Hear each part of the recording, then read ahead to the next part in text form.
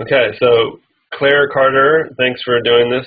I really appreciate it. I know that you've been extremely busy this summer with the beginning of your SPED program.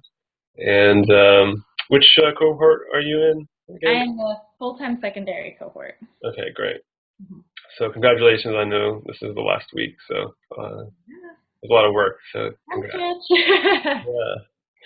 So I just want to ask you some questions about the SPED program, and I know in your responses to some of my questions earlier, you had mentioned that you come from a family of educators Mhm. and you love education. But I was wondering, is there was there like a specific moment, maybe through like a volunteer experience or maybe your undergrad that kind of said, "All right, education. This is what I'm supposed to be doing." Um, Yeah, definitely there was. Well, when I graduated from college, I worked with my parents in their classrooms and their schools a lot.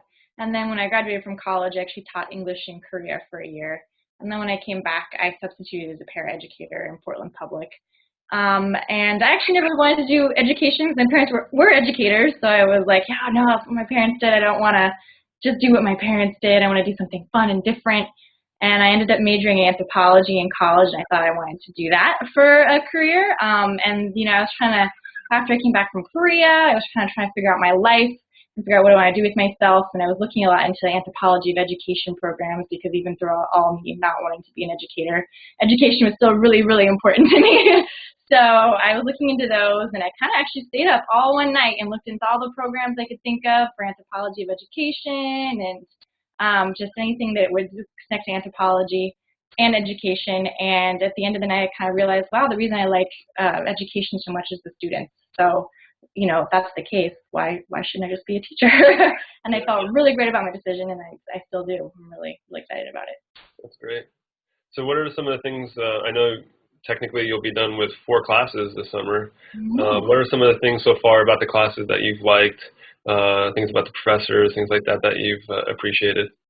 Yeah, so far I'm really, really impressed with the faculty. They seem really, really knowledgeable, and I can tell based on the way they teach that they were probably expert practitioners themselves when they were teaching. And I actually don't have a lot of like formal education in education, so getting a kind of the basis for that and learning about lots of the evidence-based practices and the well-researched types of teaching has been really really wonderful for me to get like a solid foundation into what I want to do when I leave. That's great. So what do you want to do when you leave? I know you had mentioned something about going back overseas. Um, speak to that a little bit. Do you have an idea of what you want to, No, where you not want to yet. go? Yeah, well, no, not yet actually.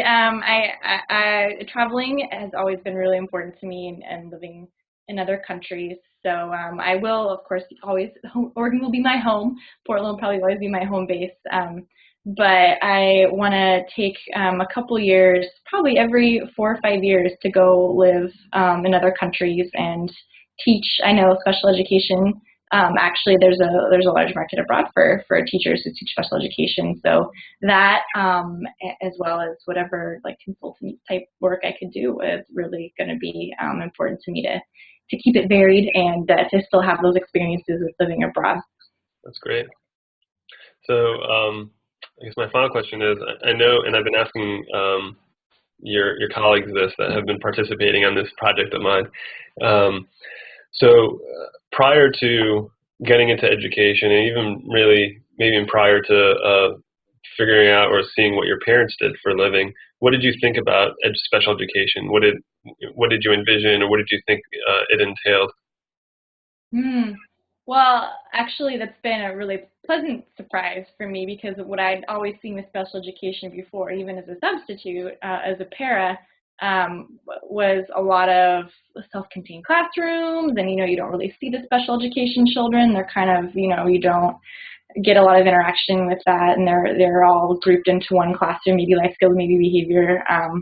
And something that I really, really loved about this program is the focus on inclusion and making sure that all the students can be in one class together. That's really something that I'm really excited about implementing in the field.